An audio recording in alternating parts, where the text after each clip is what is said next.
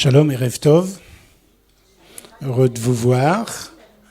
Je ne sais pas si j'ai du mal à retenir les noms et les têtes de l'année dernière, mais je pense que vous étiez presque tous là l'année dernière. Donc les thèmes qui ont été retenus aujourd'hui, surtout frontières bibliques d'Israël dans l'histoire et dans la prophétie. Et demain on parlera de l'histoire moderne d'Israël à la lumière de la Bible. Qui parmi vous n'est pas encore venu en Israël? Levez la main s'il vous plaît. Toi, tu peux affréter un charter demain. Et dépêche-toi tant que les prix baissent. Ça va peut-être pas durer. Hein. De Genève, il y a EasyJet. C'est pas cher, quand même. Si vous réservez 3 mois, 6 mois à l'avance, vous avez pour 50 €, 60 €, 100 €. Aller-retour, 120 €. Voilà, je vous fais un package deal, d'accord? Et pour ceux qui seraient intéressés pour cette année, parce que ça va être tard, j'ai un ami, Jacques Roger. Demain, je vous donnerai les dates. Je ne les ai pas avec moi. Il y a aussi Maryse Margerie qui le fait. Tu connais Maryse de Lyon. Et aussi Christiane Rouquet qui fait des voyages pour la fête des cabanes. Donc chacun peut choisir ce qu'il veut. Et le prochain groupe que je vais avoir, j'espère que ce ne sera pas un poisson, mais ce sont des Suisses qui arrivent le 1er avril. Ils ne sont que 13, mais c'est bien. Et pour être sûr d'avoir les dates, ils avaient réservé depuis plus d'1 an et demi à l'avance. Et j'espère que d'ici là, on n'aura pas des problèmes aux frontières d'Israël et que je ne vais pas recevoir un coup de fil, Loïc, le groupe est annulé. J'espère que non, puis on verra.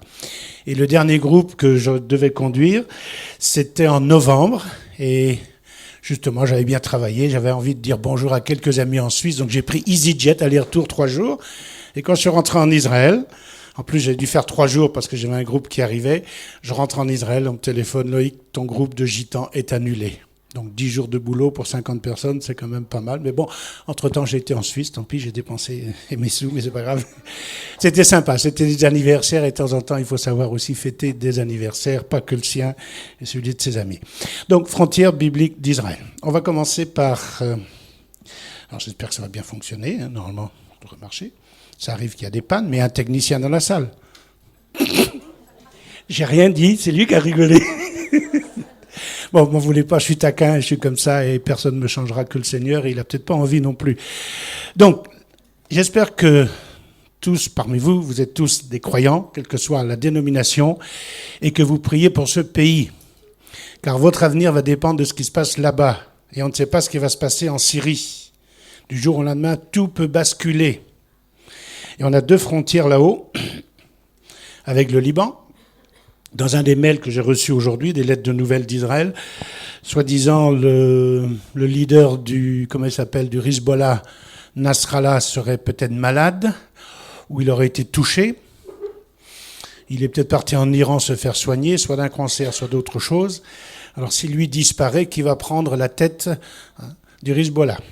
Et déjà entre eux en Syrie, ça va pas très bien, parce que le Hezbollah supporte, je crois, ou soutient le gouvernement syrien.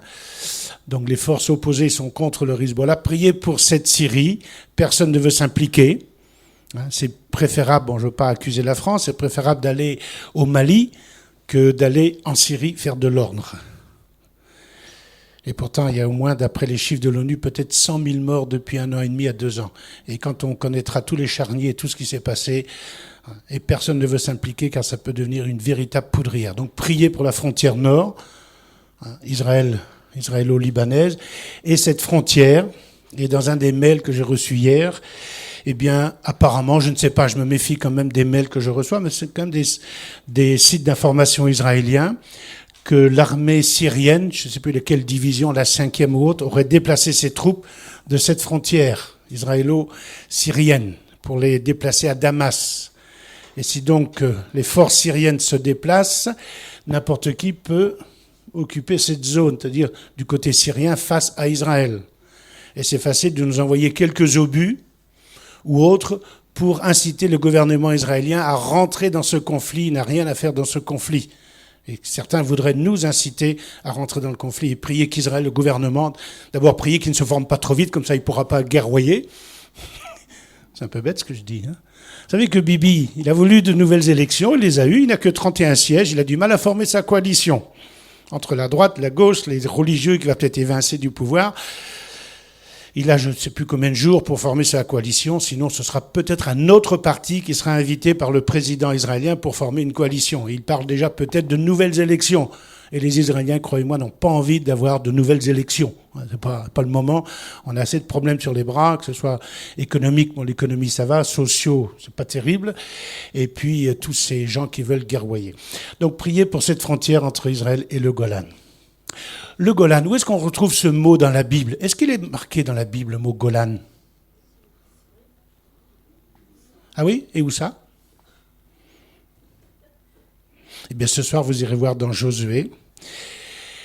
Quand Josué a divisé les tribus, on verra tout à l'heure le texte, vous pourrez noter les références. Et si quelqu'un a un PowerPoint, pas un PowerPoint, mais une clé USB, vous pourrez pomper après. Moi, ça ne me gêne pas du tout. Vous pourrez relire par vous-même. Et si vous ne l'avez pas aujourd'hui, si vous venez demain, vous pourrez le prendre. Moi, ça ne me gêne pas du tout. N'allez pas le vendre. Dans ce cas-là, je tiens à avoir des royalties. Non, je plaisante. Donc, le mot Golan, c'est une ville. Ce n'est pas une région dans la Bible, c'est une ville. Hello. Et c'est une ville de refuge. Mais qui a donné le Golan à la Syrie? Tiens, parlons de frontières. S'il vous plaît, rentrez, il y a de la place au fond là-bas. Qui a donné le Golan à la Syrie? Alors, les Anglais, pendant leur mandat, on en reparlera tout à l'heure, considéraient que le Golan, le plateau du Golan, n'était pas une position géostratégique importante. Et les Anglais l'ont laissé à la France. Et c'est la France, en créant l'État syrien et l'État libanais, a donné le Golan à la Syrie. Il y a eu beaucoup de pression exercée par le gouvernement français sur Israël pour qu'on fasse la paix avec la Syrie et qu'on leur cède ou qu'on leur donne le Golan. Mais dans les temps qui courent actuellement, je préfère me trouver à 900 000 mètres d'altitude qu'à moins 200 au bord du lac avec mes tanks et mes chars. Et c'est sûr, quand nous sommes sur ce mont Bental, je pense que certains d'entre vous sont allés sur le mont Bental, pas loin du mont Hermon, à 1200 mètres, un ancien volcan qui servait de base syrienne, qui a servi aussi de base israélienne et qui est maintenant un poste d'observation pour les touristes. Eh bien, quand on est là-haut, on n'est qu'à 60 km de la ville de Damas. Il vaut mieux que ce soit les positions israéliennes qui soient sur ces hauteurs. Donc je ne désire pas la guerre avec la Syrie, mais c'est bien qu'en 1995, Israël n'ait pas cédé aux pressions de l'Amérique et autres pour donner ce Golan. Maintenant, je vous donne mon avis personnel. Vous n'êtes pas obligé de ne pas être d'accord avec moi. Ensuite, on a la frontière avec la Jordanie. Pas de problème pour l'instant. Priez pour ce pays aussi. Il a des problèmes économiques. Et puis avec le roi de Jordanie, sa population palestinienne. Derrière, de l'autre côté, il y a l'Irak, l'Iran n'est pas loin, l'Arabie Saoudite, c'est pas un État qui est très fort, et s'il y a un conflit dans la région, peut-être que le roi peut disparaître. Donc, un nouveau conflit, prendre le pouvoir, qui va le prendre? Déjà, Arafat, en son temps, avait essayé de prendre la Jordanie. Il avait été viré par le roi Roussen, excusez le terme, c'est ça. Il y a eu un massacre, et Arafat, avec les réfugiés palestiniens, s'est retrouvé au Liban. Et c'est Israël qui l'a viré en 82, et on l'a fait revenir en 94 par la bande de Gaza, quand on est rentré dans le processus de paix, vous vous souvenez, Oslo 1.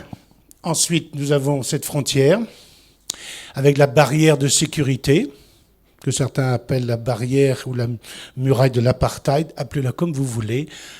Grâce à cette muraille, on a quand même une certaine paix avec nos voisins, bien que en Judée et en Samarie, il se prépare peut-être à une troisième intifada. Et il y a eu ce garçon, ce prisonnier palestinien qui est mort dans les geôles israéliennes. D'après l'autopsie, il n'est pas mort de blessure ou autre, peut-être d'un arrêt du cœur. Le président de l'autonomie palestinienne accuse Israël et incite un petit peu son peuple à faire une révolte contre Israël. Donc vous voyez, là aussi, il y a une longue frontière. Et puis il y a des implantations à l'intérieur. Vous n'avez pas peur, non? Vous voulez encore venir en Israël? Levez la main. Vous savez, avec les groupes, tous les groupes, c'est surtout des groupes chrétiens, eh bien, aux frontières d'Israël, on s'arrête à Methoula, au nord d'Israël, et on prie pour le Liban. On ne prie pas contre le Liban, on prie pour eux, que l'Esprit de Dieu soit répandu, et qu'il pleuve sur le Liban, et qu'il y ait de la neige. Car s'ils ont un trop plein d'eau, ils seront obligés d'ouvrir les vannes, et nous, on va en profiter. Ah oui, il faut être honnête. Hein. Vous n'êtes pas comme ça, vous? Bon. Et priez qu'il pleuve également en Syrie. Le trop-plein va s'écouler vers le Golan et du Golan vers le lac. et du lac jusqu'au Negev.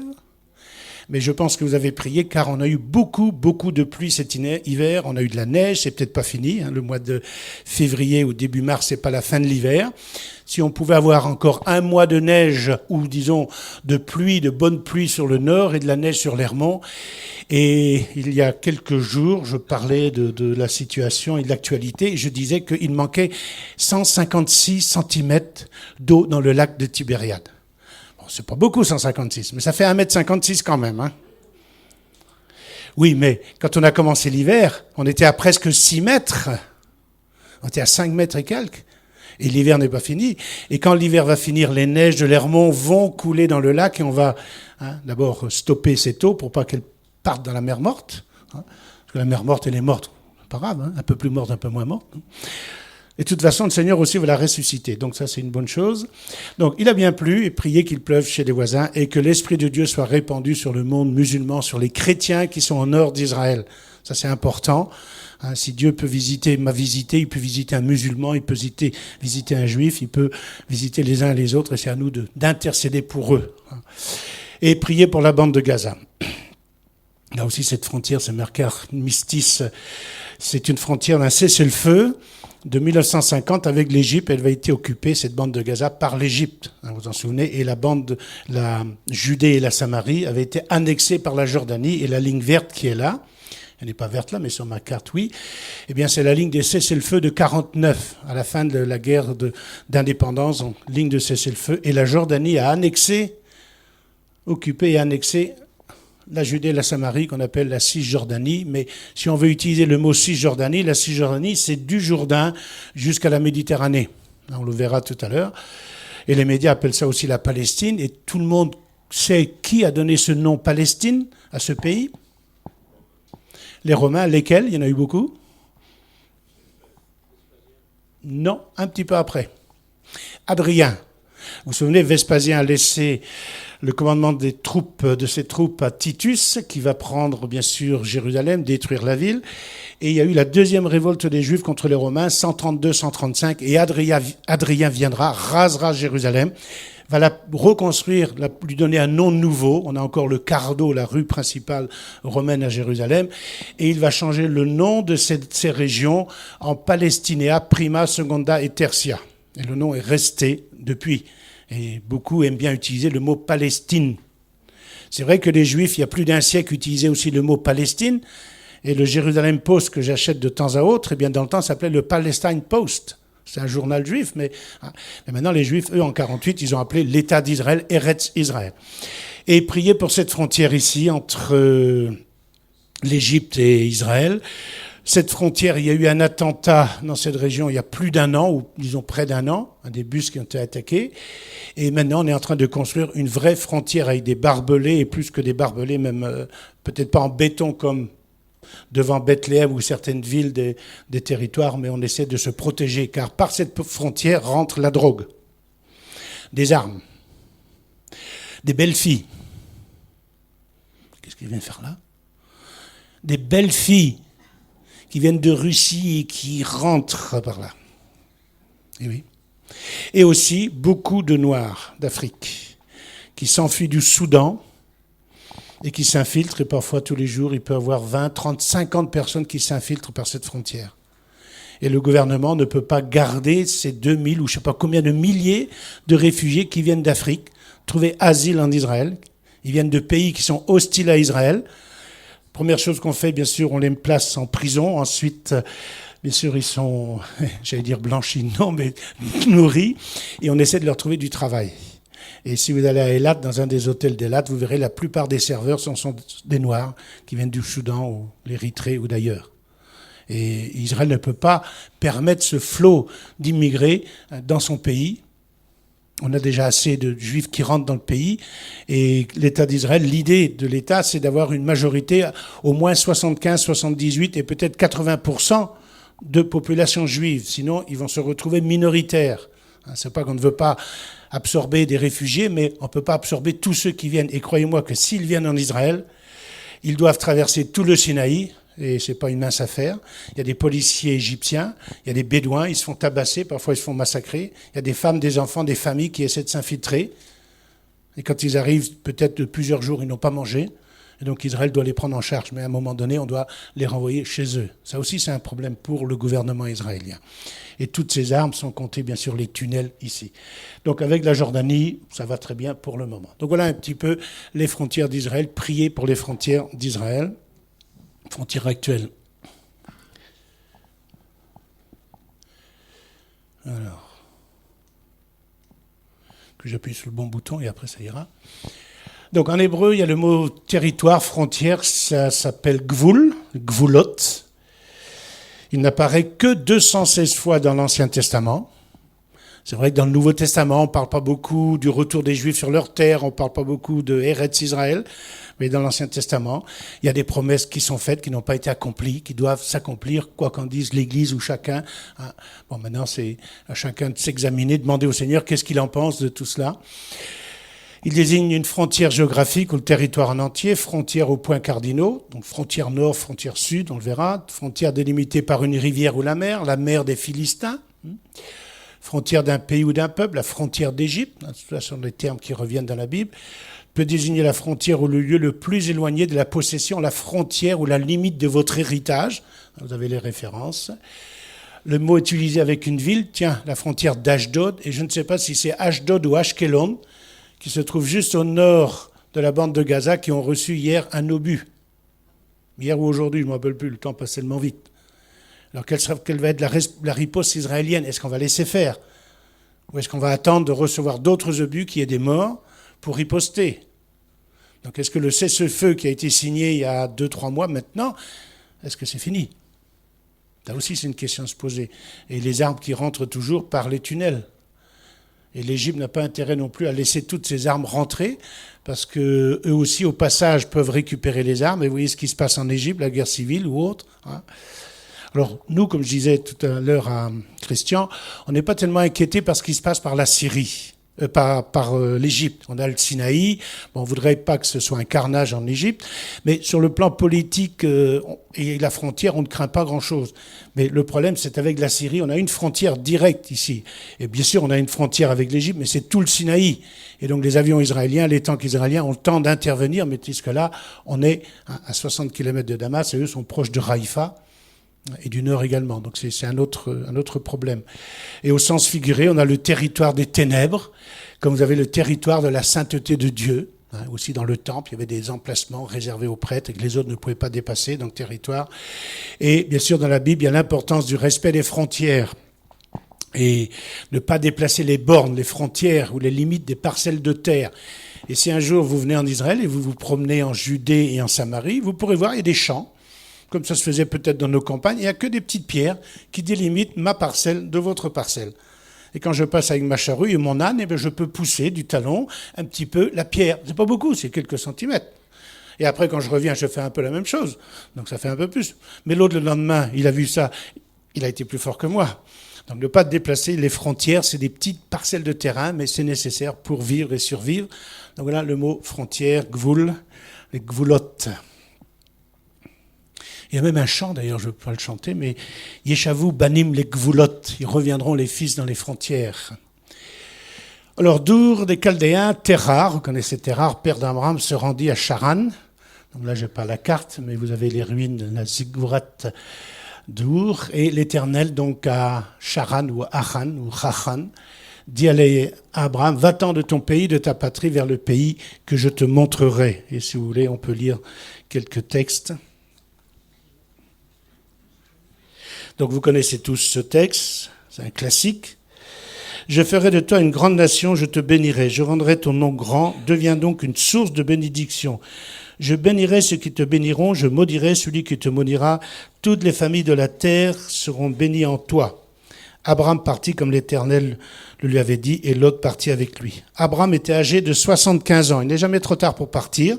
Si vous avez l'appel, si vous n'avez pas l'appel, restez chez vous, ça ne sert à rien.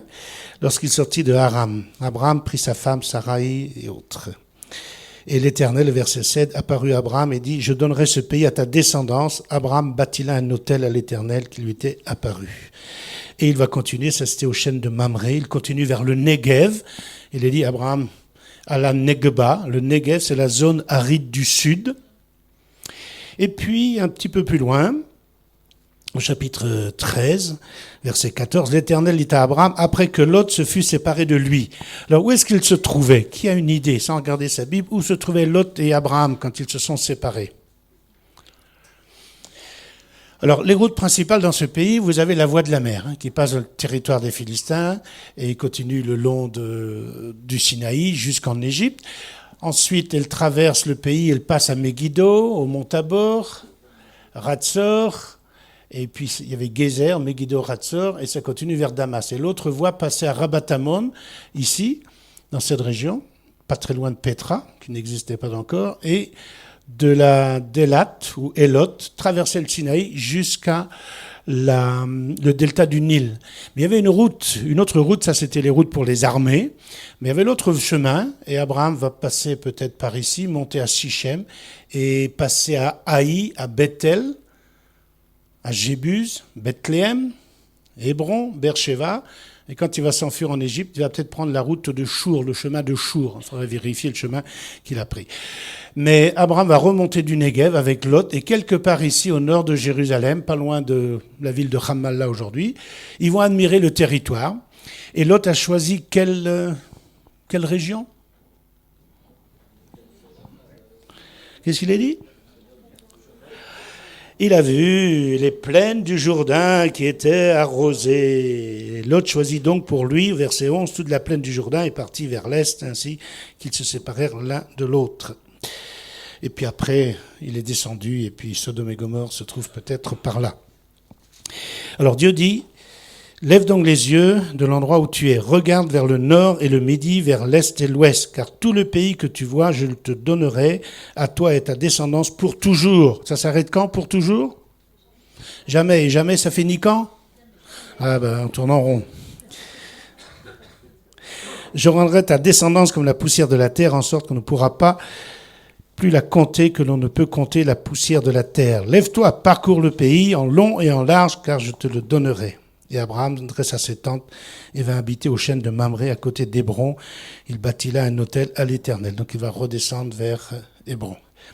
Alors je pense qu'Abraham a dû faire un grand séjour dans le pays, bien se promener.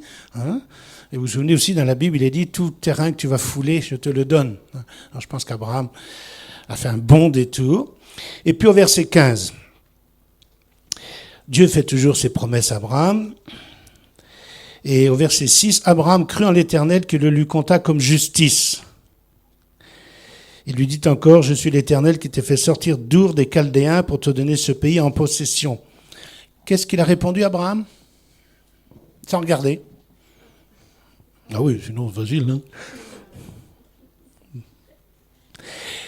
Abraham répondit, Seigneur éternel, à quoi reconnaîtrai-je que je le posséderai? Je crois, oui, mais... Oh, vous n'êtes pas comme ça, vous, hein? Mais si Abraham l'était, vous pouvez l'être. Ne me dites pas que vous n'êtes pas comme ça. Oui, mais à quoi le reconnaîtrai-je? Abraham voulait un signe. Et comment dit-on signe en hébreu pour ceux qui apprennent l'hébreu? Hôte. C'est bien, c'est pas loin. Et, c'est un stylo. Hôte, c'est un signe. Quel est le signe que Dieu a donné à Abraham? Alors, Dieu va dire à Abraham, eh bien, tu vas prendre des animaux. Prends une génisse de 3 ans, une chèvre de 3 ans, un bélier de 3 ans, une tourterelle et une jeune colombe pour me les offrir.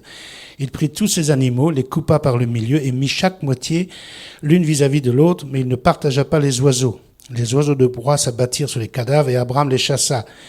Au coucher du soleil, Abraham fut accablé de sommeil et saisi de frayeur dans l'obscurité profonde. Donc Dieu va lui parler, et je saute un peu. Et verset 17, quand le soleil fut couché, l'obscurité devint profonde. Alors une fournaise fumante et des flammes passèrent entre les animaux partagés. En ce jour-là, Elohim karabrit im Abram, en disant, je donne ce pays à ta descendance. Depuis le fleuve, alors ça on l'a déjà vu, donc on va le voir un peu plus loin. En hébreu, il a coupé une alliance. Donc imaginez que vous faites ici partie de la moitié de ces animaux, et vous, pour ne pas être jaloux, l'autre partie des animaux. Maintenant, les deux personnes qui rentrent dans cette alliance doivent passer entre les animaux coupés en deux. Et je suis sûr que le sang ruisselle un petit peu. Alors, ça tombe comme ça dans la soupe, ici, comme sur la soupe, un cheveu sur la soupe dans la Genèse, mais en faisant des fouilles archéologiques, en étudiant les textes de différentes civilisations, on s'est aperçu que des rois, et des seigneurs et des princes, faisant alliance, tuaient des animaux, faisaient un passage et passaient entre les animaux. J'ai oublié qui est le premier qui est passé entre ces animaux. Est-ce que c'est Abraham ou Dieu? Et Abraham était le deuxième alors. Mais non, Abraham n'est pas passé. Et pour qu'il y ait alliance, il fallait qu'Abraham passe. Donc Dieu s'est engagé inconditionnellement et unilatéralement, je donne cette terre à ta descendance. Tu veux un signe, voici ton signe. Et si Dieu ne peut pas garder sa parole, il doit se faire harakiri. Excusez-moi de parler comme ça, on est dans une église. Mais Dieu s'est engagé en lui-même pour donner à sa descendance, pour toujours. Il y a eu d'autres alliances. Quand Jésus a pris le pain et le vin, surtout la coupe, qu'est-ce qu'il a dit? Voici la nouvelle alliance. Et où est-ce que c'est marqué dans l'ancienne alliance que Dieu va faire une nouvelle alliance? Est-ce que c'est marqué ou pas? Jérémie combien? Combien? Voilà, notez-le, Jérémie 31, 31. Et ceci est repris même dans Hébreu, pour ceux qui doutent que Jésus a fait cette alliance. Elle est aussi inconditionnelle. Il était seul sur la croix. Je frapperai le berger, le troupeau se dispersera. Cette alliance, on ne peut pas la briser. Elle remplace l'alliance du Sinaï. Mais elle ne remplace pas celle-ci, enfin, d'après ma compréhension maintenant. Hein. D'accord? Alors, il coupa une alliance. Et quel est le signe de cette alliance? Très bien. La circoncision. Et là, ils ont coupé aussi dans la chair. Eh oui, c'est le signe que Dieu leur a donné pour cette alliance. On a le signe, l'arc-en-ciel pour Noé. Jésus, bien faites ceci en mémoire de moi. Et autres. Et quel est le signe de l'alliance du Sinaï? Ça, c'est pas un signe. Le Shabbat. Il y a aussi le Shabbat pour la création, mais c'est aussi le signe de l'alliance du Sinaï. Et là aussi, le sang a coulé, il y a eu un repas, il y a eu des sacrifices, le sang a été aspergé. Donc, ici, le sang a coulé, et Dieu s'est engagé. Et je pense que cet engagement, ça va jusqu'à la fin des temps, jusqu'à ce qu'il y ait de nouveaux cieux et une nouvelle terre, de donner ce petit bout de terrain. En plus, il n'est pas sympa, parce qu'il n'aura pas donné d'or dans le terrain, ni d'argent, ni de nickel. De l'eau saumâtre, oui, à volonté, à 1000 mètres de profondeur. En cherchant du pétrole, on trouve de l'or bleu. C'est ce qui va peut-être nous sauver un peu plus que le pétrole, bien qu'on est en train de trouver du pétrole au large de Tel Aviv. Et on a trouvé peut-être du gaz et du pétrole au nord. Mais comme nos frontières terrestres sont parfois discutées, qu'en est-il des frontières maritimes qui ne sont pas forcément établies sur les cartes? Alors imaginez, vous avez Chypre là-haut, d'un côté les Turcs, ensuite vous avez la Grèce, bon c'est comme assez loin, vous avez la Syrie, vous avez le Liban, vous avez Israël, l'Égypte n'est pas loin non plus, la bande de Gaza, tout le monde va réclamer cet or noir et ce gaz, et alors ne le trouvons pas tout de suite, c'est pas le moment de trouver des richesses pour exciter la convoitise des uns et des autres. Alors pour l'instant, nous on a de l'eau ici. Mais c'est vrai que ce pays, jusqu'à preuve du contraire, est riche est pauvre dans son sous-sol. Et il y a quand même 60% du pays qui est désertique. Les messieurs, là, vous avez offert des fleurs à vos femmes pour la Saint-Valentin. Bon, vous n'attendez pas la Saint-Valentin, mais vous avez offert des roses, j'espère. Je ne demande pas de lever la main. Et bien, j'ai reçu un email, et sur cet email, c'était marqué, je ne me rappelle plus combien de tonnes de roses ont été exportées par Israël jusqu'en Hollande, jusqu'à Amsterdam, pour la Saint-Valentin. Et en 24 heures, le temps d'être coupé le matin dans les serres ici ou ailleurs, ou n'importe où, même en Judée et Samarie avec les Palestiniens, d'être cueillis, emballés, empaquetés, conduites en camion frigorifique à l'aéroport de Lod. À 3-4 heures, ces cargos partent et ils arrivent à Amsterdam à 7-8 heures le soir. Et ensuite, les grossistes viennent et ça va chez vos fleuristes à droite et à gauche. Et bien sûr qu'à Amsterdam, c'est marqué « Made in Holland ». Mais ça, on s'en fout.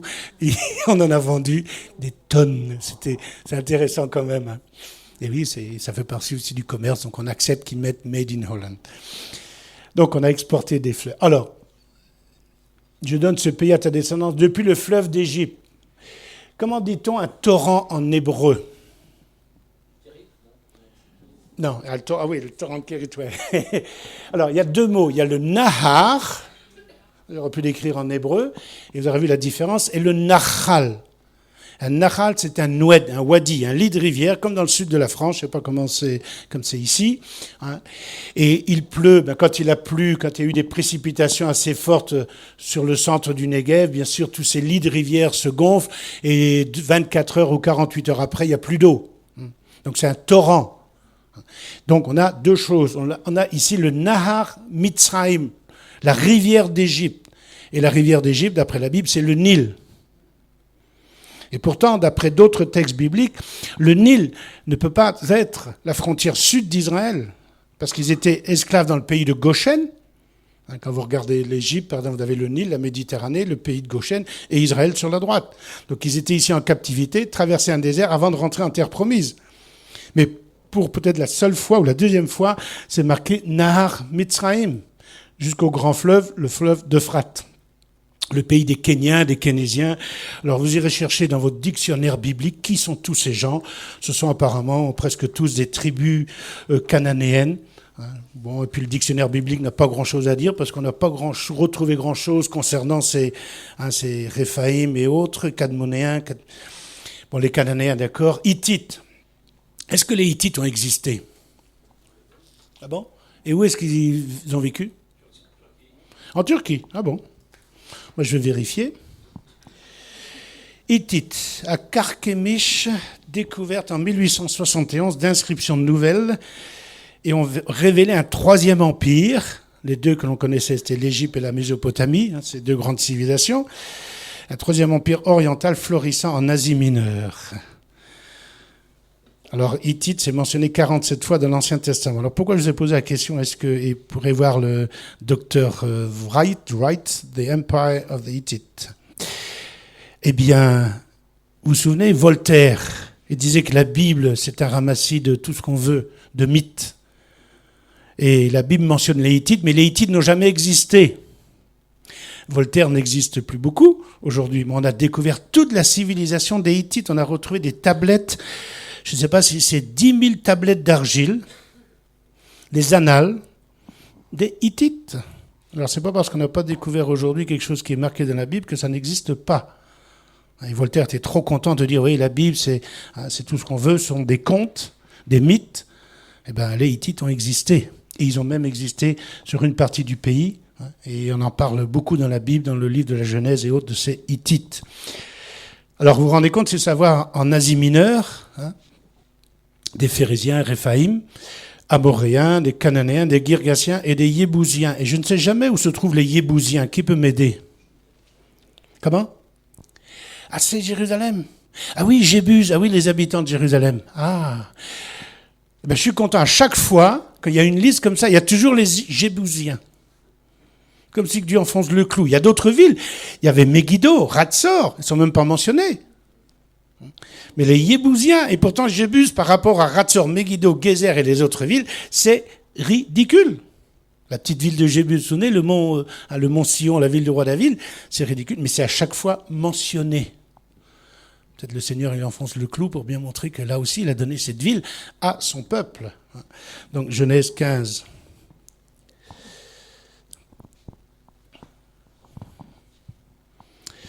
Alors, c'est pas le tout de faire une fois une promesse. Et bien sûr, souvent les gens, quand ils parlent d'Israël, la terre sainte, la terre promise, tant de fois promise. Oui, tant de fois promise, mais au même peuple.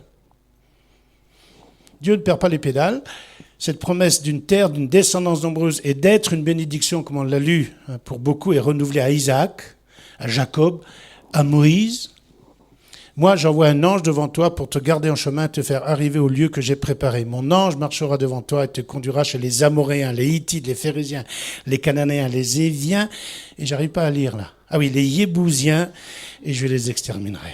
J'établirai ta frontière depuis la mer des Joncs. Alors ici, c'est la mer des Joncs. Où se trouve la mer des Joncs? Comment? Est-ce que c'est la mer Rouge ou pas? C'est apparemment le prolongement du golfe, ce qu'on appelle aujourd'hui de Suez. Il y avait les lacs amers et il y avait la mer des Joncs. Et comment dit-on Jonc en hébreu? En hébreu, c'est Yam Souf. des joncs, des roseaux. Et comment dit-on roseau en anglais, là-bas? Reed. Alors, on a peut-être confondu la mer Red Sea and Reed. Je ne sais pas d'où vient l'erreur, c'est peut-être des Grecs ou autres, mais normalement, c'est la mer des joncs, hein, c'est marqué, et c'est tout près du canal de Suez, enfin dans cette région, au bout du golfe de Suez. Jusqu'à la mer des Philistins, on l'a mentionné ici, de la Méditerranée, et depuis le désert jusqu'au fleuve. Donc le désert, c'est ici. Donc Exode 23. D'ailleurs, sur ce plan, on peut voir le Nil, le delta du Nil, le pays de Goshen, et l'endroit où ils ont traversé. Bien que certains disent que c'est ici qu'ils aient traversé. Bon, il y a beaucoup de théories sur la sortie d'Égypte. Où se trouve le mont Sinaï, c'est pas le sujet de ce soir. Moïse voulait prendre le chemin de la mer, le chemin des territoires des Philistins. Et il avait raison. Mais quelque part, il faisait une erreur, car là, il y avait des fortins égyptiens. Mais il savait qu'avec une telle troupe derrière lui, le chemin le plus court, c'est presque la ligne droite. Et Dieu lui dira de prendre le chemin du désert, quel que soit le chemin qu'il va emprunter. Ensuite, ils vont atterrir à Kadesh Barnéa. Est-ce que quelqu'un a déjà vu, plus ou moins vu, de Ezouz, Kadesh Barnéa? T'as vu la pancarte? Ben c'est bien.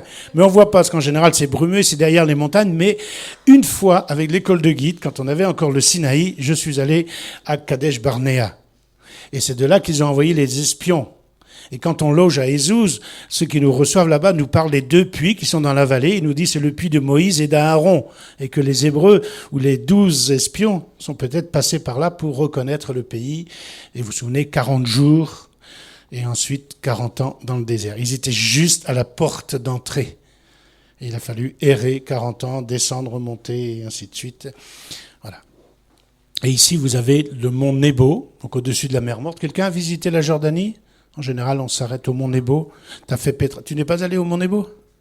Non, en général, quand on fait Petra, on aime bien s'arrêter à Madaba, puis un petit coup d'œil du mont Nebo, quelque part ici, sur la mer Morte et Jéricho.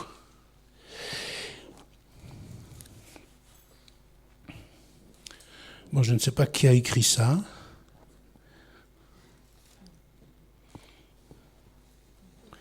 Comme je dis, en général, celui qui a écrit ça n'avait pas visité la Bretagne ni la Savoie. L'Éternel, ton Dieu, va te faire entrer dans un bon pays. Quels sont les produits du pays mentionnés ici?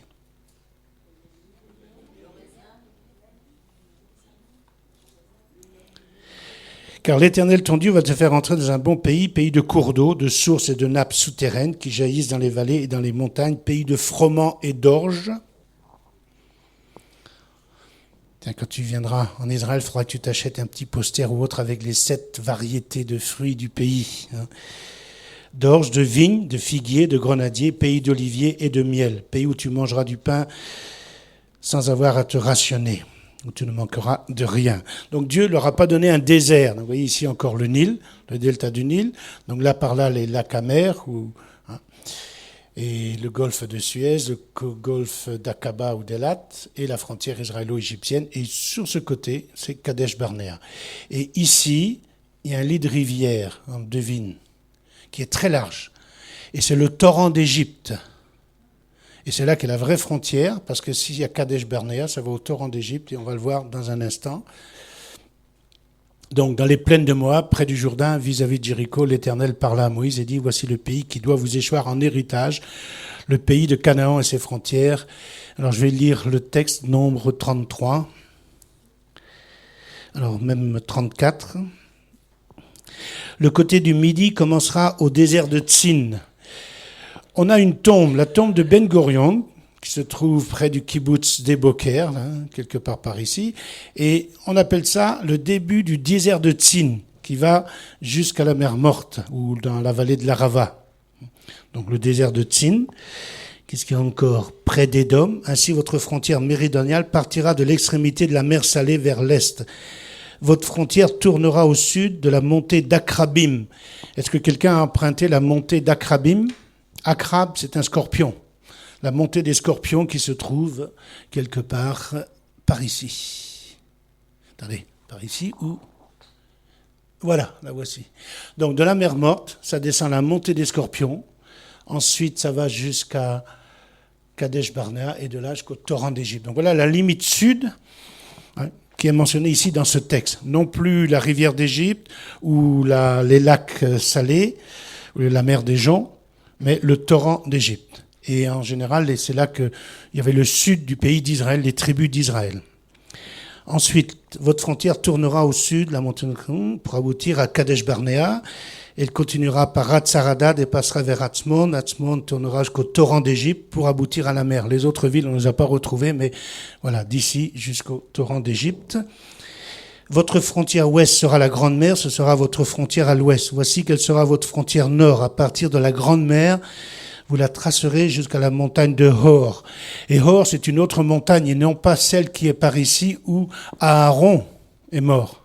On sait que la sœur de Moïse, Myriam, est décédée ici à Kadesh, et à Hor Ahar, mais il y a un autre Hor plus au nord, peut-être au Liban. Depuis la montagne de Hor, vous la tracerez vers l'entrée de Hamath. Alors où se trouve cette Hamath ? Des Hamath, il y en a plein la Bible. Maintenant, nous sommes montés au nord. Est-ce qu'il n'y a pas une ville où il y a eu des massacres récemment, il y a des combats encore aujourd'hui, qui s'appelle Hama, en Syrie, pas très loin de la Méditerranée, au nord du Liban. Pour la frontière et pour que la frontière aboutisse à Tsedat. La frontière continuera par Zifron pour aboutir à Hatzarenan, sera votre frontière nord. Vous tracerez votre frontière est de Hatzarenan à Shephan. La frontière descendra de Shephan vers Riba. Et ça descendra, touchera la rive de la mer de Kinneret. Voilà le Kinneret. Donc ça va descendre. Et dans d'autres textes, on nous parle de la frontière de Damas. Donc la frontière va passer un jour peut-être à la limite de Damas, à la banlieue de Damas, sur l'ouest de Damas. Donc Damas n'appartient pas à Israël, mais un jour, si cette prophétie, une autre prophétie qu'on va voir s'accomplit, et le jour où elle s'accomplira, tout le nord, tout le Liban, une partie de la Syrie jusqu'à l'Euphrate. C'est dommage que j'ai pas un grand plan que je puisse garder ici avec le Proche et le Moyen-Orient. Si vous en avez un chez vous, bien l'année prochaine, vous savez ce qu'il faudra faire. Et la frontière descendra encore vers le Jourdain pour aboutir à la mer Salée. Donc voilà aussi ces frontières. Tournez, vous, et partez, allez dans les montagnes des Amoréens. Arava, la vallée de l'Arava, c'est ici, donc c'est, comme on a dit, le sud ici. Le Negev, c'est cette région, une région aride du sud, sur la côte de la mer, au pays des Cananéens, et au Liban jusqu'au fleuve d'Euphrate. Et même Josué, avant de mourir, quand il était âgé et vieux, et on va le voir tout à l'heure, il dira au peuple « et tout le Liban ». Et pourtant, jamais Israël n'a occupé le Liban. Salomon a même fait alliance avec Hiram, roi de Tyr. Il a reçu des cèdres, il a reçu des cyprès pour la construction de sa flotte, qui sera reconstruite ici à Élat. Et qu'est-ce qu'il a fait Salomon ? D'ailleurs, ça n'a pas plu à Hiram. Il a donné des terres d'Israël pour agrandir le Liban. Vous irez voir ça dans le livre des rois ou autres. Je ne pense pas que ça a plu à l'Éternel. Et d'ailleurs, le roi Hiram, il a dit, c'est quoi ces terres que tu me donnes ? Elles ne valent pas grand-chose. Alors, Moïse monta des plaines de Moab, on l'a vu tout à l'heure, sur le mont Nebo. L'Éternel lui fit voir tout le pays. Galad est ici. Donc, vous voyez le lac de Tibériade. Galad, et ça va jusqu'à la mer Morte. Tout le pays, tout Nephtali, le pays d'Éphraïm, de Manassé, tout le pays de Juda, jusqu'à la mer occidentale, le Negev. Bon, là, il n'avait pas de problème pour voir le Negev. Oui, ici, mais il a vu jusqu'à la Méditerranée, tout le pays. Donc, vous avez vu les références. Alors, sous Josué, conquête du pays de Canaan, tout lieu que foulera la plante de votre pied, je vous le donne, je vous l'ai promis à Moïse, comme je l'ai promis. Vos frontières s'étendront depuis le désert et le Liban, que voici, jusqu'au grand fleuve de l'Euphrate, tout le pays des Hittites, jusqu'à la grande mer au soleil couchant. Donc, vous voyez, ça revient sans arrêt dans toutes ses limites. Et pourtant, Israël n'a jamais dépassé, on peut dire, ses frontières nord. Mais peut-être que le jour viendra. Et qui sait si c'est pas demain ou après-demain, s'il y a un déséquilibre au Proche-Orient et au Moyen-Orient qu'Israël doive aller guerroyer tout là-haut. Est-ce qu'il va revenir tout de suite ou pas? Ou est-ce que ce sera pendant le millénium? J'en sais rien. Vous trouverez dans vos Bibles des cartes des 12 tribus d'Israël. Bon, elles ne correspondent pas toutes à 100%, mais enfin voilà l'idée. Siméon et Juda. Ici, donc, la montée des scorpions, et ça va vers... Bon, là, ils ont placé Kadesh Barnéa ici, et jusqu'à la Méditerranée. Le territoire des Philistins, ils n'ont jamais réussi à le prendre. Et qui peut me donner la venue des Philistins dans ce pays? Quel siècle les Philistins? Et d'où viennent les Philistins? Voilà, la Crète, les îles de la mer Égée, et ce sont des peuplades indo-européennes. Donc si vous entendez quelqu'un dire qu'il est arabe et qu'il est descendant des Philistins, c'est qu'il doit réétudier son arbre généalogique. Et en plus, il est cananéen par-dessus cela, c'est qu'il y a un problème quelque part. Et c'est ce qu'on a entendu plus d'une fois, les propagandes aussi de nos voisins. Nous sommes les anciens Philistins, les anciens cananéens, les anciens tout. Dan, vous voyez Dan ici? Et pourquoi il y a une ville tout là-haut qui s'appelle Dan?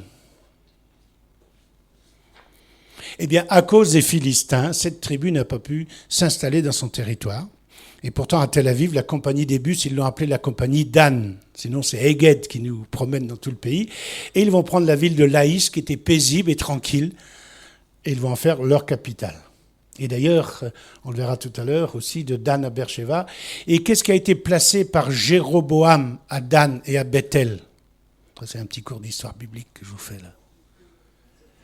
Un hôtel, oui, avec 2 veaux d'or. Il n'y a pas que le veau qui dort, hein.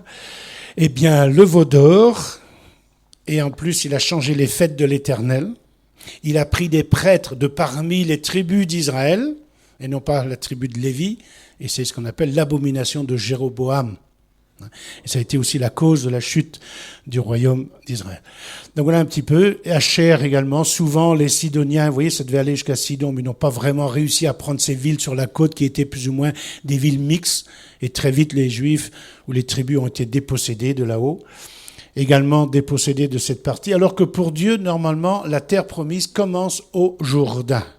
Il y a aussi le symbole, ils ont traversé la mer des Joncs ou la mer Rouge, et là ils ont aussi traversé le Jourdain à pied sec. Et à quel moment de l'année c'était? Quand est-ce que le Jourdain déborde? Au printemps.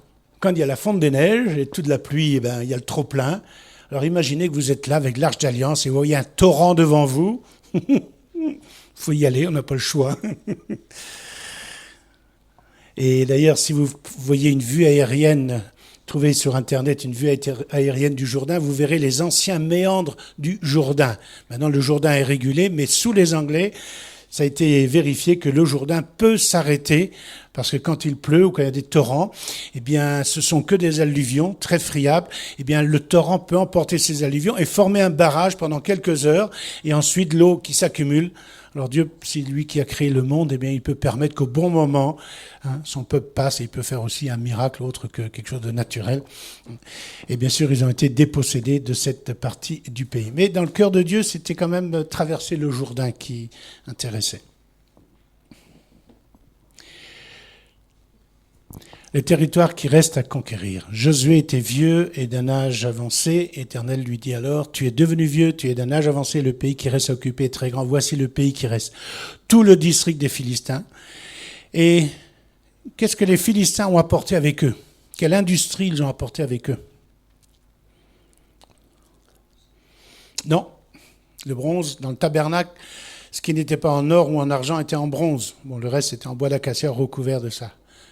Le fer, voilà. Et imaginez, les Philistins, ennemis bien sûr de David et autres, eh bien les Juifs ou les Hébreux allaient faire réparer leurs socles de charrue ou leurs armes chez leurs ennemis. Ils avaient le monopole du fer jusqu'à ce que les Juifs apprennent, mais ils ont apporté ce fer avec eux. À partir de midi, tout le pays des Cananéens, donc le Libyen, tout le Liban et vers le soleil levant jusqu'à l'extrémité de Ramat qui revient, tous les Sidoniens, je déposséderai devant les Israélites. Et pourquoi est-ce qu'ils n'ont pas été dépossédés devant les Israélites? Il y a plusieurs raisons. Il y en a une qui est intéressante, qui ne vient pas souvent dans la Bible. Parce que si tous ces peuples qui étaient là avaient été chassés par Josué, la Bible nous dit « les bêtes sauvages vous auraient dévorés ». C'est qu'il devait y en avoir. Et puis la Bible mentionne plus d'une fois des lions et des ours et autres. Et puis parce qu'ils sont tombés aussi dans le problème des voisins, dans l'adoration de leur divinité. Vous vous souvenez, même à Jérusalem, ils ont fait un autel dans la vallée Gai Beninom en l'honneur de Moloch pour sacrifier des enfants. Et dans le temple, il y avait tout ce qu'on voulait, sauf l'adoration du vrai Dieu. Donc ils ont été très vite dépossédés.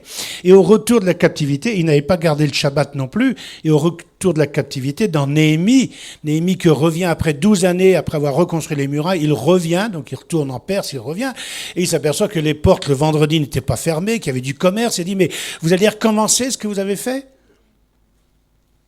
Donc le Shabbat, le non-respect de la veuve, l'orphelin et le paganisme, donc ils ont été dépossédés. Mais Dieu a fait des promesses, et même s'ils ont été dépossédés, il doit les ramener.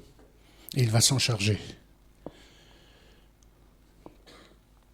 Encore quelques petits plans. Vous voyez à l'intérieur des Hachures, le territoire des 12 tribus d'Israël, et toutes ces zones hachurées, soit occupées par David, soit par Salomon, et tous ces rois autour du pays étaient vassaux de Salomon et payaient un tribut annuel à Salomon.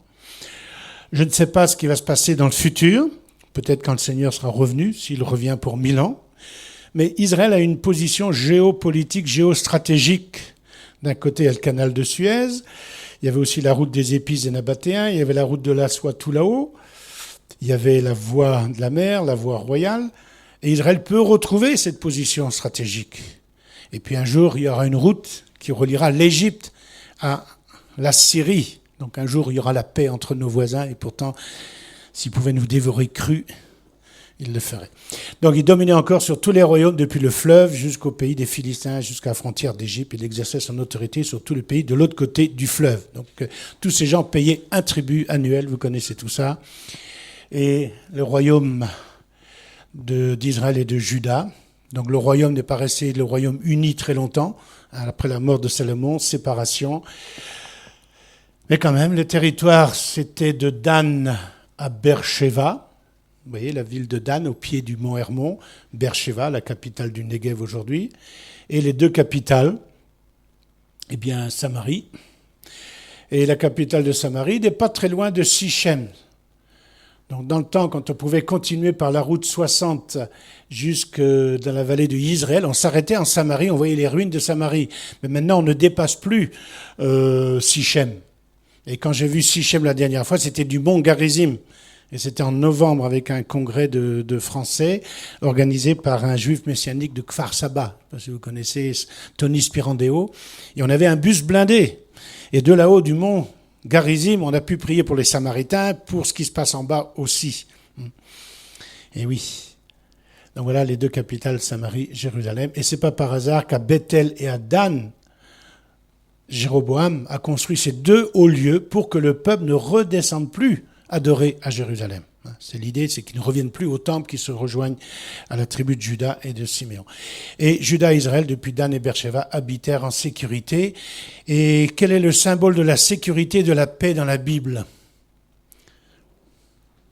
Chacun sous sa vigne et sous son figuier.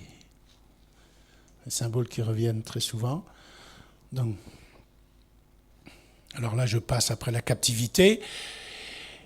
Alors, vous connaissez donc Ezra, Néhémie, vous avez certainement lu le rouleau d'Esther récemment, c'était Pourim la semaine dernière, ou dimanche dernier.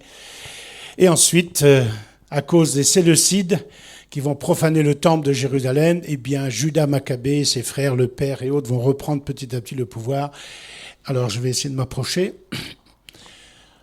En rouge, conquête de Jonathan, ensuite de Siméon, donc en deux, petit à petit, ils reprennent le pays. Et finalement, ce sera Jean Hircan, en bleu. Et ensuite Aristobule, ici en jaune. Et les conquêtes d'Alexandre Janet, en 5. Et donc voilà tout le pays qui va être reconquis par les rois asmonéens, Judas Maccabée et ses frères et autres.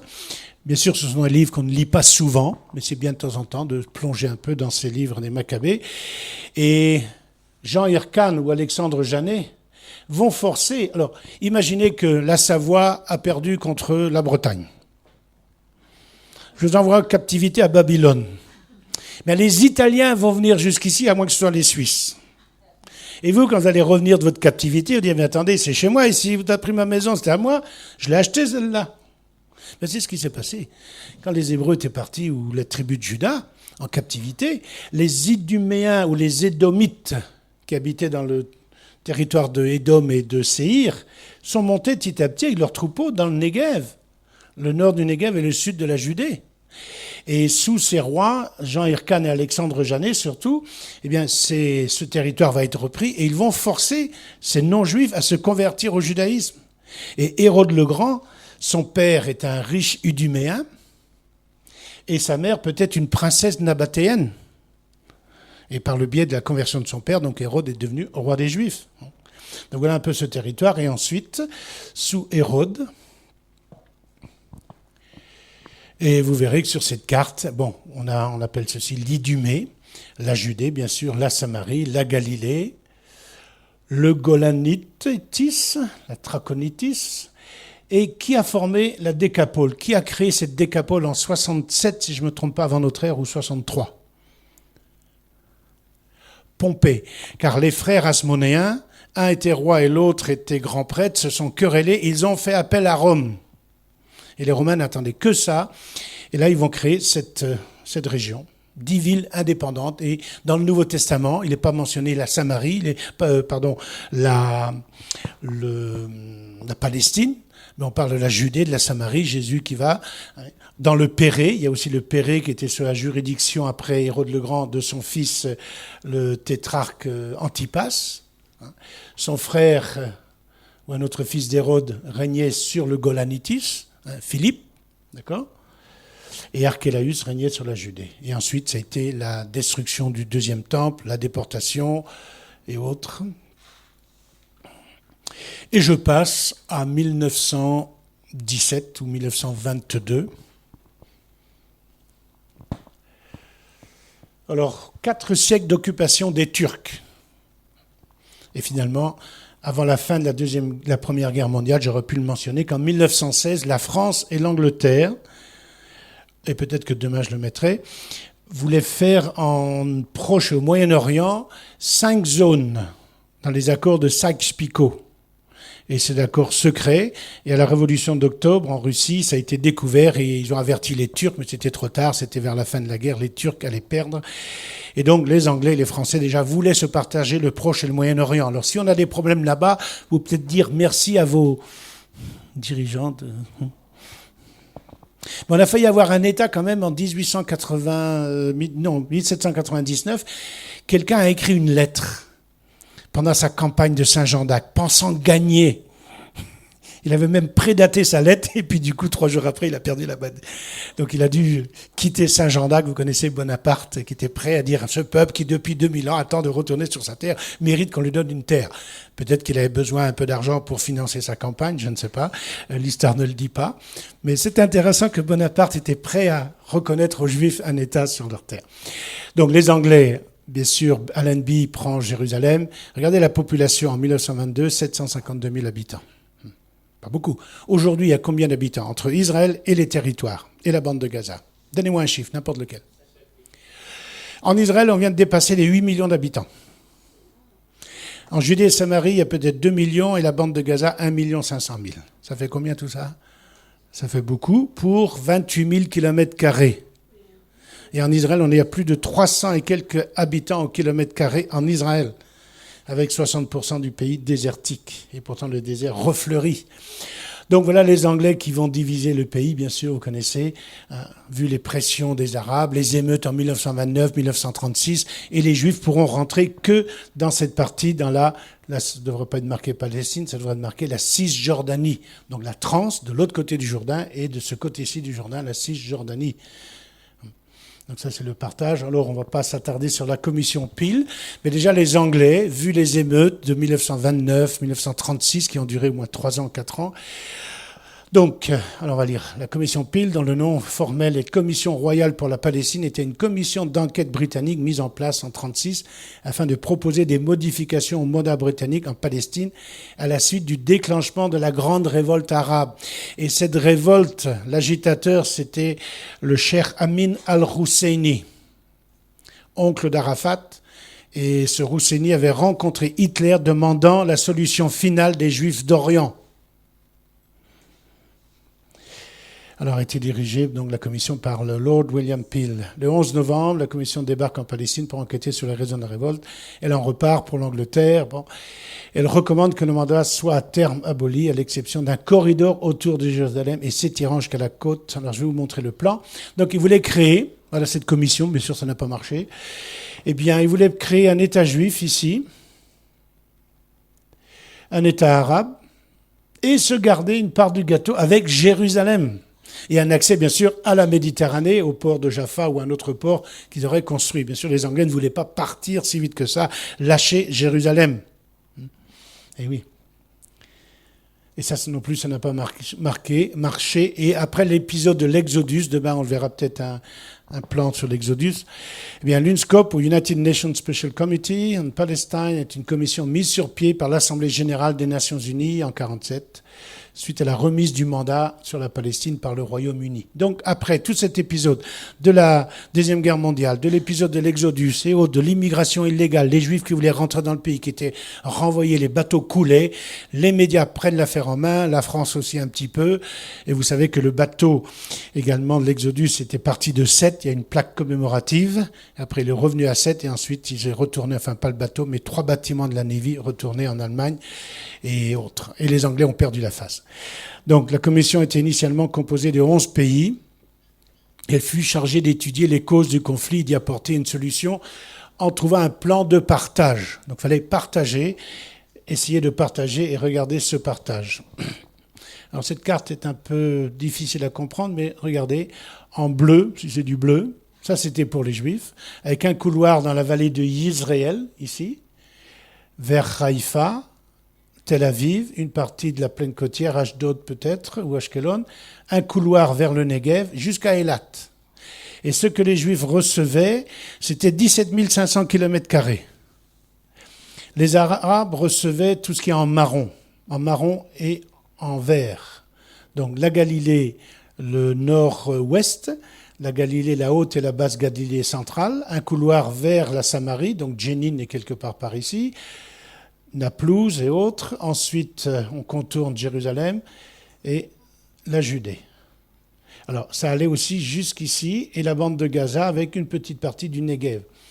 Alors maintenant, ce qui est en marron sur ce plan devrait être en vert. Mais c'est ce qui a été récupéré en 1949 par Israël. À la guerre d'indépendance, Israël va annexer et occuper la Galilée, ici. On va grignoter sur la Samarie, sur la Judée, et on grignote sur la bande de Gaza. Et donc Israël, qui recevait 17 500 km², se retrouve avec près de 21 000 km² en 1949. Et c'est l'Égypte, comme j'ai dit, qui va occuper la bande de Gaza, et la Jordanie qui va annexer la Judée, la Samarie. Alors voilà un petit peu le... Donc un pays peut-il naître en un jour? Une nation est-elle enfantée d'un seul coup? Oui ou non? Alors, le 29 novembre 2012, qu'est-ce qui s'est passé à l'ONU? J'ai oublié. À moins que je relise mes notes. Qu'est-ce qui s'est passé à l'ONU? Il y a eu un vote pour reconnaître l'autonomie palestinienne comme, comment on appelle ça, un État non membre mais observateur, ou je ne sais trop comment, dans l'Assemblée générale. Ils ont raté le coche le 29 novembre 1947. Ils ont refusé le vote de l'ONU pour la création de 2 États. Et quand les Anglais sont partis, le lendemain, c'était la guerre d'indépendance. 65 ans plus tard, ils nous font le coup du 29 novembre 2012. Pour beaucoup d'entre vous, ça n'a pas fait tilt le 29 novembre, mais pour Israël, ils ont compris. Ce qu'ils ont raté il y a 65 ans, ils essaient de l'obtenir maintenant. Et ils auraient pu avoir un État depuis longtemps, s'ils l'avaient désiré. Donc ici, Ben Gurion déclare l'indépendance à Tel Aviv. Il élèvera une bannière pour les nations, il rassemblera les bannis d'Israël et il recueillera les dispersés de Juda des 4 coins de la terre. Et avant qu'ils ne reviennent des 4 coins de la terre, il a fallu découvrir les 4 coins de la terre. 1492, c'est quoi déjà? Ah, pour moi, c'est la prise de Grenade, l'expulsion des Juifs d'Espagne, Et c'est aussi Christophe Colomb. Et après, les Juifs sont allés dans le Nouveau Monde, et jusqu'en Australie et autres.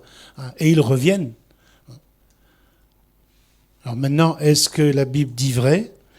Ou est-ce que ce sont des fables? Est-ce que le Dieu de la Bible est le seul vrai Dieu unique?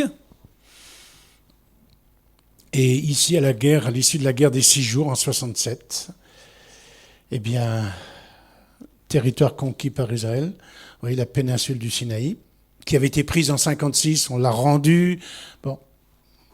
Et ensuite, Israël a eu un slogan « Territoire pour la paix ».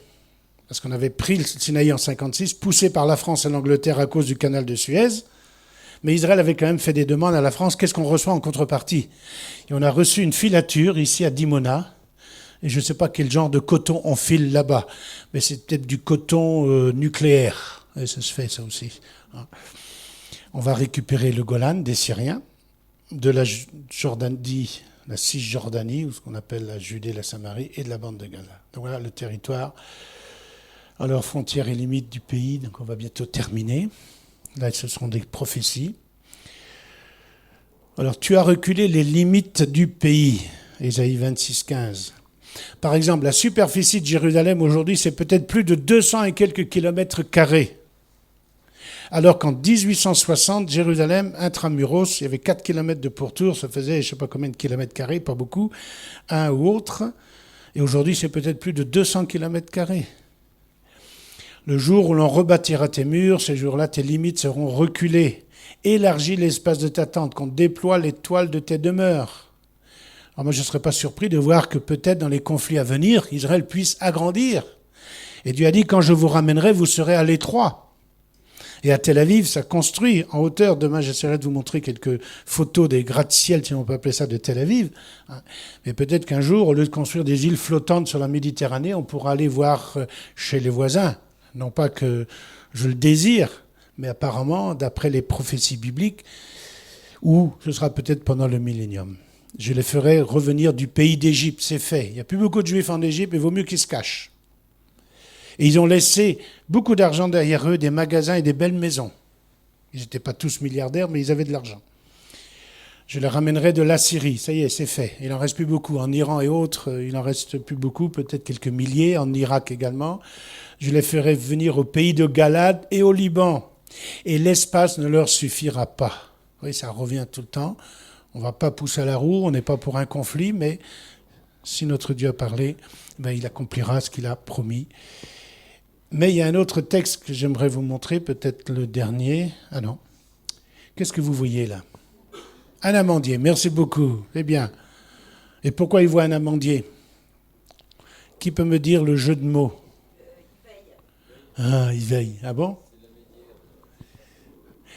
Alors, souvent quand je fais ma tournée, bon maintenant je descends plus en dessous de Toulouse, mais quand je partais de chez cette dame qui fait son voyage en Israël, je savais que j'allais voir les amandiers. C'est le premier arbre qui fleurit, qui veille sur les saisons. Alors Dieu a montré ça, je ne sais plus, c'est à Jérémie. Qu'est-ce que tu vois? Eh bien, je vois une branche de l'amandier. Je vois un choked. Et Dieu dit, oui, tu as bien vu, car je choked. Je veille sur ma parole. Donc il y a un jeu de mots, le veilleur, celui qui est le premier à annoncer que le printemps arrive, même si ça ne paraît pas. Et comme j'ai veillé sur eux pour arracher, abattre, détruire, ainsi je veillerai sur eux pour bâtir et pour planter. Dieu a permis la destruction du deuxième temple, il a permis la diaspora, et il permettra le retour des Juifs. Il a dit, j'enverrai des pêcheurs et j'enverrai des chasseurs, mais s'il a parlé, eh bien, d'une façon ou d'une autre, il les ramènera, que les nations soient d'accord ou pas. Et c'est peut-être que là que Dieu veut aussi se manifester sa gloire au travers de ce peuple devant les nations. Il a parlé même, et aujourd'hui je vois que dans les nations et dans les églises, on s'endort concernant Israël, les nations prennent position contre Israël sans arrêt, on accuse toujours, il y a toujours quelque chose. Et peut-être qu'un jour il faudra faire un conflit ou faire une guerre à Israël pour qu'on ait la paix au Proche et au Moyen-Orient.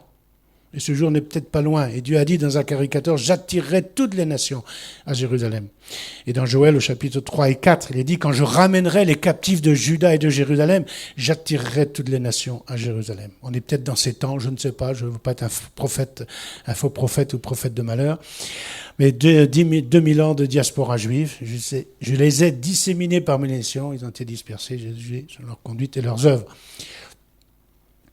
Ils tomberont sous le tranchant de l'épée, seront emmenés captifs parmi toutes les nations. Et vous vous souvenez aussi de l'image que Jésus a donnée à ses disciples quand vous voyez toutes ces choses. Et prenez l'image de quoi? Du figuier qui refleurit. Hein? Ouais, ça se voit que tu n'en as pas un. Il reverdit. Il n'y a pas de fleur dans le figuier. Le figuier, la fleur est à l'intérieur du petit bourgeon et ça grossit. Tout d'un coup, il y a le fruit. Et peut-être que l'État d'Israël, c'est peut-être l'accomplissement des prophéties, qu'on le veuille ou pas, avec l'histoire de Dreyfus, avec l'histoire des pogroms, nous verrons ça demain. Et pendant cette diaspora, il existait également des Juifs en Eretz Israël. Et on a découvert un bouquin qui date du XVIIe siècle, je ne sais pas si c'est en Italie ou en Espagne. Et ce livre, c'est un touriste, un chrétien qui a voyagé dans ce pays, qui décrit le pays et nous parle des Juifs qui étaient à Gaza. Il y a presque toujours eu des Juifs à Gaza. Maintenant, ils n'ont plus le droit d'y être. C'est un peu dommage.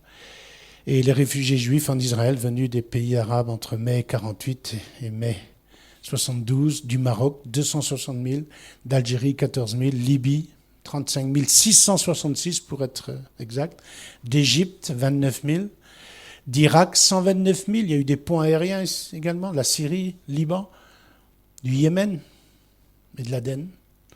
Et maintenant, ils rentrent du monde entier. Elle n'était pas dessus, la Tunisie? Oh, il y a une erreur, alors je n'ai pas fait gaffe, il faudra que je regarde le plan. Mais il y avait des Juifs en Tunisie et ils devraient se méfier un peu, les Juifs de Tunisie actuellement. Il y a de l'eau dans le gaz là-bas. Ainsi parle le Seigneur l'Éternel, voici les frontières du pays que vous distribuerez en héritage aux 12 tribus d'Israël. Joseph aura 2 parts du côté nord, vous lirez tout le texte.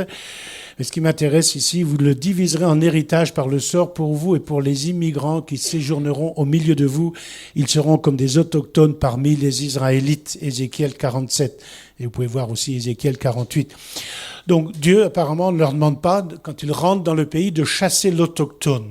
Car il savait très bien que ce serait peut-être comme Ezra, sous Ezra et Néhémie, que des peuples se seront déplacés et habitent ce pays. Mais il faudra peut-être aussi que ces Palestiniens ou les pseudo-Palestiniens, parce qu'il n'y a jamais eu de peuple palestinien, que ces Arabes reconnaissent peut-être le Dieu de la Bible. Alors priez pour eux. Et je ne sais pas si quelqu'un a lu récemment le Prince Vert. Le Prince Vert.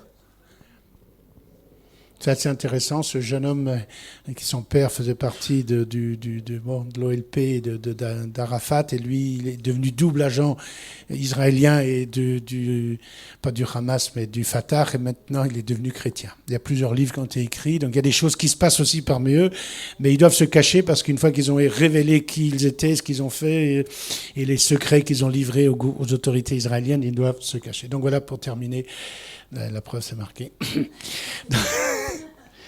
Donc ça a peut-être été rébarbatif un petit peu, toutes ces frontières et autres, c'est pas évident, mais voilà ce que dit la Bible, et si vous êtes intéressé, bien vous pouvez prendre le petit PowerPoint. Alors si quelqu'un a une question à poser, il n'est pas tard.